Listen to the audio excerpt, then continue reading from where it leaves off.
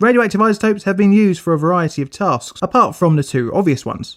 For example, in radiotherapy, sterilisation, and industrial inspections. Today's subject, like many orphan sources on this channel, show the deadly ramifications of improper storage and disposal of radioisotopes. And again, like many other stories, it would be some unwitting locals that would feel the brunt of such improper disposal, with two needing specialist medical care in Paris and Moscow respectively, one of whom would sadly pass away. Thus, I'm rating it here on the plainly difficult disaster scale. Georgia, the country, not the state, is in the Caucasus region of Eurasia. The country's neighbours on its southern borders are Turkey, Azerbaijan, and to the north is Russia.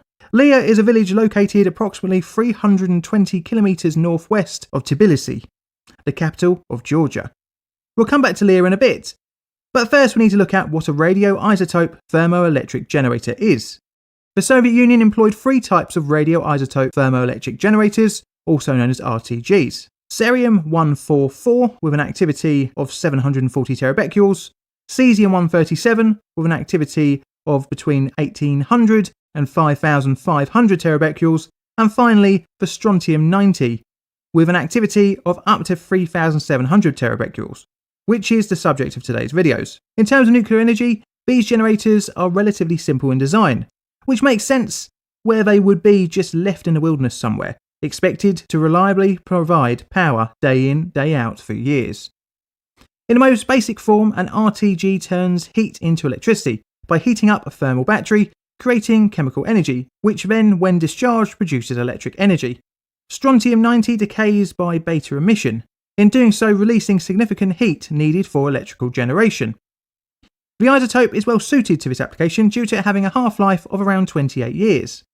Strontium-90 is also attractive as it is cheaper than plutonium-238 and is created during nuclear fission. The Beta M type was a Strontium-90 powered generator designed to last up to 20 years and are intended for low power applications such as navigation or radio relays, which is what the ones at Lia were for. After manufacture, the generator is capable of generating 10 watts of electricity from 250 watts of heat with 1480 terabecquerels of radioactivity. The unit Strontium-90 was contained within a tungsten shield. On top of the Strontium-90 was the thermo battery, which generated the electricity. This was surrounded by a heat shield, which was then in turn surrounded by an outer radiation protection shield. Topping off the unit was a heat dissipator. At Lia, two RTGs were used as part of a chain of radio relays between the Kuduni hydroelectric plant and the Nguri Dam, which were installed in the 1980s. This was for contact between the two plants during Kuduni Dam's construction. 4 substations were installed, each containing 2 RTGs between the 2 hydroelectric plants.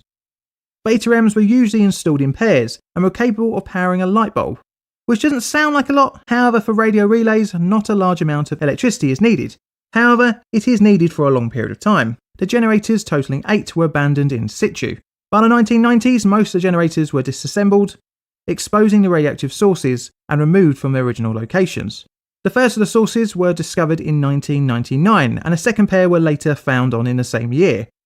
A third pair will be found in 2001, and that would be near Lia. Right, let's pause from Lia to talk about the sponsor of this video, NordVPN. Sponsorships like this enable the channel to become more financially independent.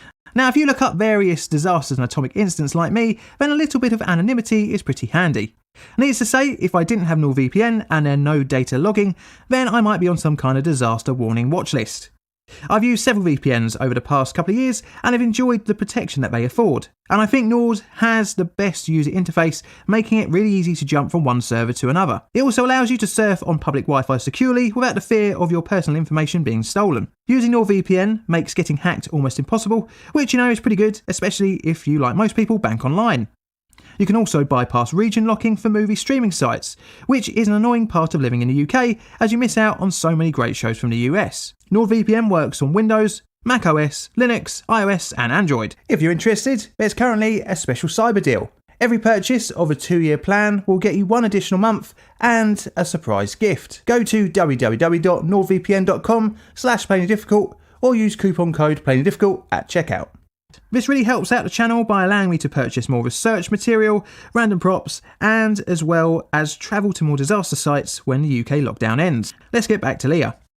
Now, a lot of this timeline comes from the IAEA report into the incident, and it goes into a lot more detail than I can fit into this video, so it's worth checking out after watching.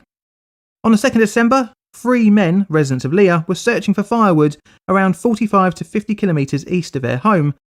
While searching at around 6 p.m, the men found 2 cylindrical objects lying on the ground, melting all the snow within a 1 metre radius. The wet soil near the objects was causing steam. One of the men picked up the objects and dropped it almost immediately due to the heat. With the winter night drawing in, the men decided to sleep in the woods, making use of their newfound sources of heat. The 2 objects were manipulated to the campsite using wire to lift them. However, at least 2 of the men had handled the items personally. A fire was set up for dinner, and the men settled in for the night. After dinner, the men drank some vodka, but felt unusually sick and dizzy. Within 30 minutes, all 3 men had vomited. This was after a couple of hours of exposure to the mysterious objects. The vomiting lasted for the remainder of the night, and by the morning, the 3 exhausted men only collected half of the wood intended into their truck and made their way back to Leah, leaving the 2 devices behind. The first of the men reported to the doctors a day after of repeated diarrhea on the 4th. He didn't mention to the doctor the strange object that he had encountered, instead getting treated for intoxication. 8 days post-exposure, another man reported to the doctor after developing erythema, a burning sensation and oedema on the right hand, leaving one of his hands immobile. By the 17th of December, all 3 men had developed some kind of skin irritation on either their backs or hands. 5 days later, all patients were hospitalised in Zugdidi, Georgia. The 3 patients were diagnosed with acute radiation syndrome, and the case was reported to the emergency medical centre in Tbilisi. A day later, on the 23rd of December, all 3 were transferred to the capital city. But for now, we'll put their story on pause and look at the recovery operations. Also on the 23rd of December, the Georgian authorities attempted to locate the 2 objects that had caused the ARS symptoms in the patients. This did not yield results as the forest roads had become impassable due to the worsening weather condition. Not working from a background of experience with orphan sources, the Georgian government requested assistance for the removal activities from the IAEA. A second attempt a few days later on the 29th was successful, and initial investigations into the condition of the 2 sources was undertaken. They were found just off a dirt track 28 kilometres from Leah, with the immediate vicinity blocked off by boulders from a landslide. Now that they were located, in order to recover the sources, several things had to be prepared. For the next few weeks, the following was arranged. A container fabricated locally, made of lead 27 centimetres thick, 90 centimetres high, weighing in at 5.5 tonnes.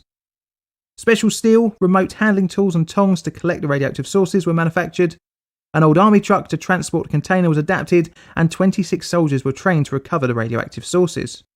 Not only that, but the recovery attempt needed food supplies for 2 days, fuel for 12 vehicles, and field accommodation for up to 50 people. The boulders and rocks had acted as a partial shield, and as such, initial recordings of radiation were at 1.3 millisieverts an hour. This was handy for the recovery team as it allowed them more time to prepare the area for extraction. A maximum dose was set to be 10 millisieverts per member of the recovery crew. Between the 2nd and 3rd of February 2002, the recovery operation was undertaken. After arriving at the site, preparatory work and measurements took around 30 minutes. The actual recovery only took 20 minutes. That was from the first movement to loading into the containment vessel. The truck took around 3.5 hours to return to the nearest village. As you can see from these pictures, the roads were hardly a newly laid motorway. The highest dose rate for the recovery team was recorded at 1160 microsieverts. Measurements above the container with the lid off after recovery was recorded at 4.6 sieverts an hour. After all the container caps were placed on the top, the dose rate was reduced to 12 to 14 microsieverts an hour, a safe transportation limit. Right, let's get back to the victims of the incident. On the 23rd of January 2002, the first patient was discharged from hospital care, under outpatient supervision. His exposure was significantly less, and resulted in mainly injuries to his hands and arms. For the remaining 2, the journey would be long and painful, involving specialist care far away from home in Leah, with only 1 making it back. The 2 remaining patients had severe burns on their backs as they had slept up against the sources, leading to an increase in exposure. On the 31st of January, the IAEA was contacted for advice on specialist treatment for the 2 remaining victims. This resulted in one being admitted to the Institute of Biophysics of the Bernazian Federal Medical Biophysical Center in Moscow, and the other admitted to the Burn Treatment Center of the Percy Military Training Hospital in Paris for further treatment. The patient sent to Paris was in relatively good health at the time of the exposure. The burned sections of his body luckily didn't have too deep necrosis. The affected area, more than 8% of his total body surface, had received more than 20 to 25 grays. It would take 5 skin grafts and multiple necroptomies to reach a favourable recovery. Over 502 days after exposure, multiple skin grafts, and being treated for cutaneous radiation syndrome, the second patient was discharged from Paris in March 2003. The patient sent to Russia was estimated to have received a total dose of radiation to the left side of his back at around 25 to 35 gray. The burn area was most of the patient's back, leaving scarring and blistering, eventually leading to necrosis. Several attempts at skin grafts were undertaken, each time resulting in failure to acclimatise and even more necrosis of the skin, necessitating removal of the dead skin, leading to the requirement of more skin grafts. After each attempt, the affected area increased. After 893 days post-exposure and experiencing a deteriorating condition and multiple traumatic surgeries, the patient died due to cardiac arrest. The patient's chances of survival were greatly reduced due to him suffering from TB at the time of his exposure, delaying treatment of the ARS. The incident, like many other orphan sources, showed the risks of improperly disposed radioactive items. What is worrying about Leah is that at the time of the IAEA report into the incident, only 6 of the 8 original beta-M radioisotope thermoelectric generators had been located, meaning 2 more lay waiting to be discovered. It is thought by the IAEA that at least 1,000 such RTGs are in Russia or any of the ex-Soviet Union countries. Many pass their working life, albeit useless for original purpose, they are still deadly if improperly handled. Each one left out in a wilderness somewhere is another Leah waiting to happen. Thank you to NordVPN for the sponsorship. If you're interested, there's currently a special cyber deal. Every purchase of a 2-year plan will get you 1 additional month and a surprise gift. Go to www.nordvpn.com/plainly difficult or use coupon code plainly difficult at checkout. And all that's left to say is thank you for watching.